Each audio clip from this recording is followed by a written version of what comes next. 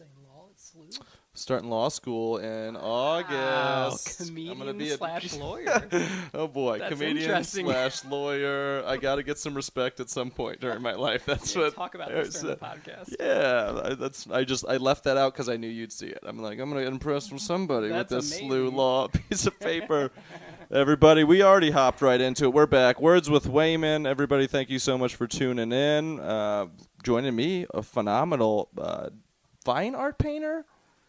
Yeah, you could say that. Ben Kelley's here, everybody. Thank you so much for coming out. How would you describe it? Because you do a lot of different styles of painting. Yeah, I would say it falls within the realm of fine art. Yeah, I guess it's always been a kind of a blend of some abstract elements with some realism.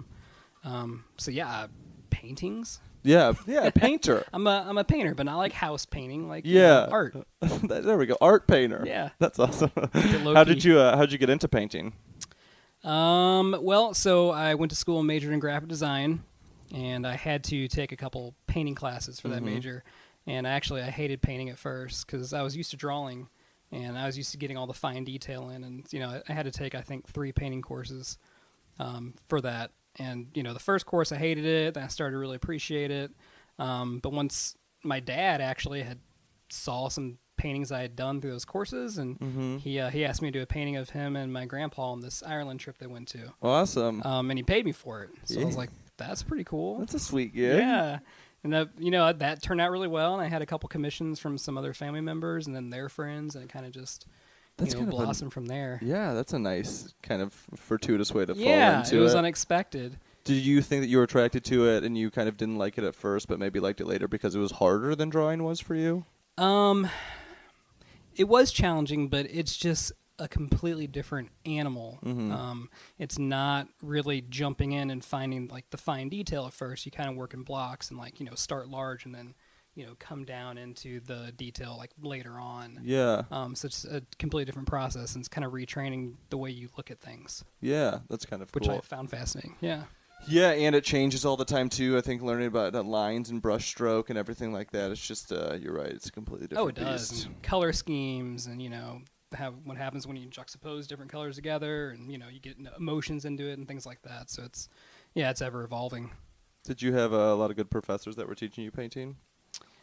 Because I've got some people are like either they were extremely mean or they were great.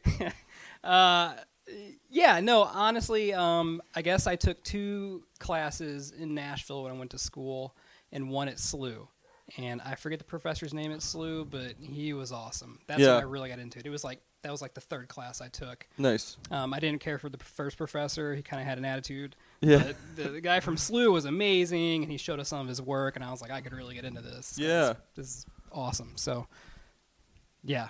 Yeah. Mix of yes and no. Where do you predominantly show your paintings? Because you're mainly St. Louis based these days. So I show a lot of them in St. Louis. But, the internet's worldwide. Yeah. So you could say that I have, paintings all over the world through my online gallery. Through the interwebs. Yeah, through the online gallery. That's funny. On the internet. World-renowned painter, Mr. Benjamin Kelley, everybody. That's what my website says. Yeah. Yeah, so I guess, initially I joined a group that used to rotate paintings around in different businesses in St. Louis. Nice. So I did that for a little while, but then my paintings started getting dinged up from always shuffling them and traveling with them. So I stopped doing that, showed some paintings at a couple bars around town, but I did have some in a gallery in Chesterfield Mall for a while. Nice. How do you think the art scene is currently in St. Louis? Oh. From a kind of an insider.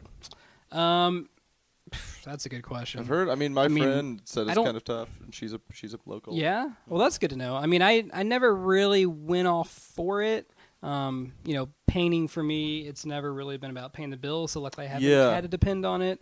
But I've shown around some events and done some live paintings and paintings at weddings. I've got a wedding coming up in November that I'm painting at. Do you do a live painting at the wedding? Yeah. That's awesome. Yeah. Yeah, I did one last year of the bride and groom during their first dance. Yeah, I saw that I had online. Like a minute to do the entire painting, which was a challenge. You did that whole thing in a minute? No. Okay. No. I was there with my iPhone and trying to get photos, and I even connected with the photographer at the wedding afterwards to try to finish it up. Luckily, they let me take it home and finish it.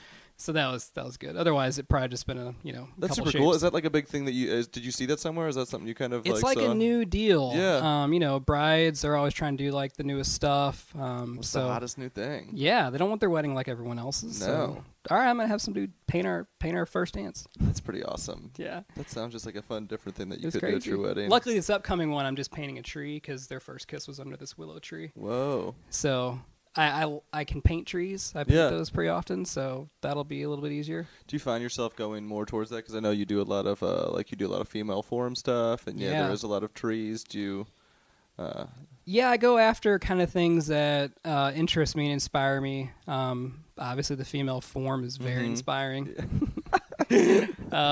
Trees, I like trees because they remind me of people. I feel like they have, there's different elements that come together in the way, their roots and their growth and things like that. So I did a portrait of my wife that's actually a tree that I gave to her when we were dating. Nice. So yeah, I kind of see. That sounds really weird, but I see people in trees. Absolutely. Everyone's different. They got their own personalities and everything. Yeah. So I like doing the trees. How does your wife feel about your painting? She's very supportive. Nice. Yeah, she's actually been very, very supportive with me. Especially we had a baby last year. Congrats. So thank you. So when you have a baby, you don't have any free time anymore. Yeah, that's right here. And since I'm working all day, and then she's taking care of our daughter, for me to come home and be like, "Hey, I'm just gonna spend all day painting." I'm just gonna do like 4 or 5 quick hours on this painting. Yeah, I love you so much, though. So she's actually very supportive and understanding. So how did that change your schedule, like having a kid with your painting before and after? Oh gosh, quite a bit. Yeah. I can remember the days where I would wake up and be like, I don't know what I'm going to do today. I'm just going to get up and we're going to go to the pool. And I'm going to come back and we're going to paint. I'm like, okay. But now it's like, all right, you got to get up. Okay. Are you going to change her? I'll change her. I'll get her fed. Okay. And it's like the whole day is just already centered around this little human being. Boy. Yeah. So, yeah. I'm getting ready for that, too. Yep. Your wife is expecting. You'll find out when people say everything's going to change. Like, literally every little thing changes. That's what everybody said. Everybody said, when people told me that everything was going to change, it was the biggest understatement that they've ever told you in their life. And it's awesome. Don't get me wrong. But it definitely changes. You'll change, when you go to the bathroom and when you eat. Goodness. Yeah, so I'm excited, but I also, It's a fun ride. Yeah, that's what I've always heard. So you find that you paint more later at night now after the kid goes to bed or something like that?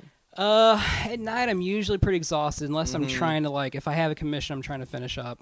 That will happen. But typically it's if I have a weekend where the yard's been mowed, things are good, then I can usually knock in, a couple hours here and there. Yeah, that's pretty awesome. Yeah. So you were talking about your day job before. You still do currently work a day job. I'm sure that helps out because, probably doesn't put as much pressure on the artistic career, which is tough. No. Probably makes it more fun.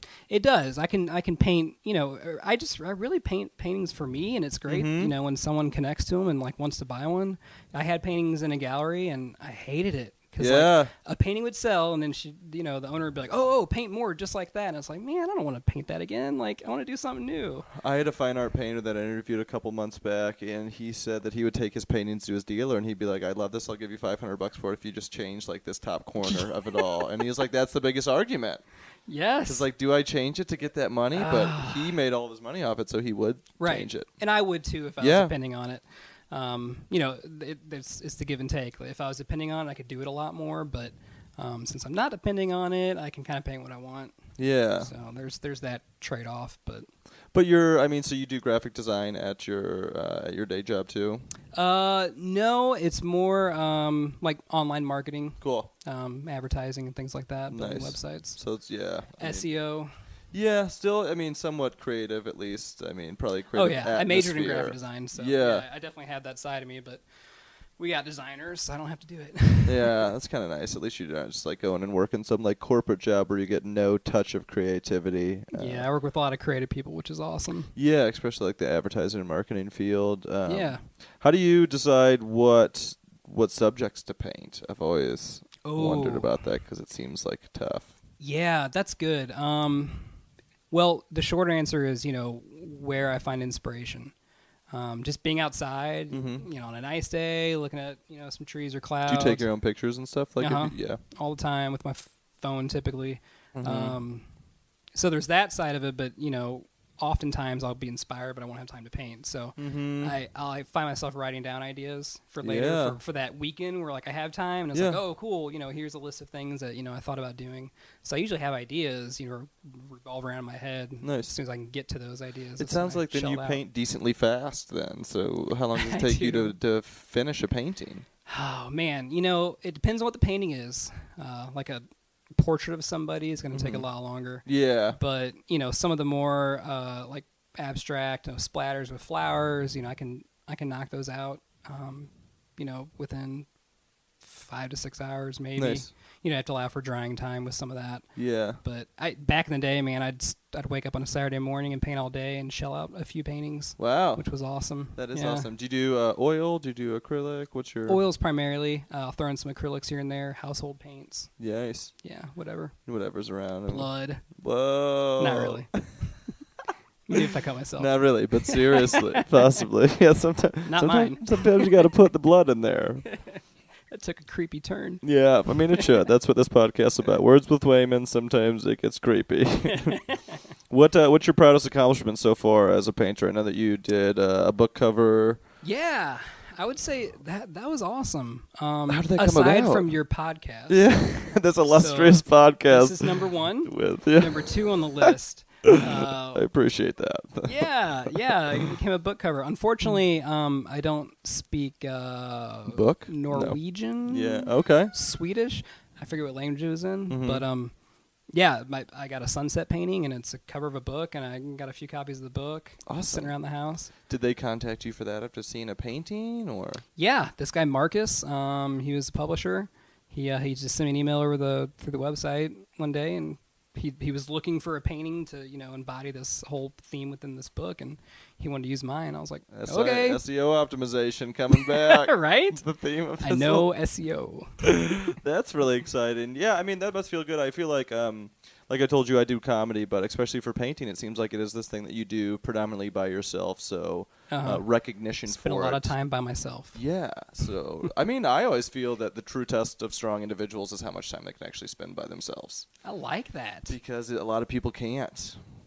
Yeah. Just be alone with their thoughts and all the time. I need to. Painters. I'm gonna have my wife listen to this. She thinks I'm weird because I love hanging out by myself. I do too. No offense to you, but like, man, if I have a day where nothing's going on and just hang out by myself, great. It's the best. I wait tables all the time too, so I have to like literally talk to people and be on all the time. So I do. So you must have a little bit of an introverted side then, where you kind of get worn out after a while. And you it's just a lot. Yeah, I mean, I can do it all the time, and I enjoy doing it, and I enjoy being with people. But there's just a time and a place where it's like, man, I talk to people all day, and now there's time to be quiet. You wake up, and I'm like, I'm not putting on pants today. I'm just gonna freaking watch Netflix and hang out. Yeah, record some podcasts in the back room. There you go.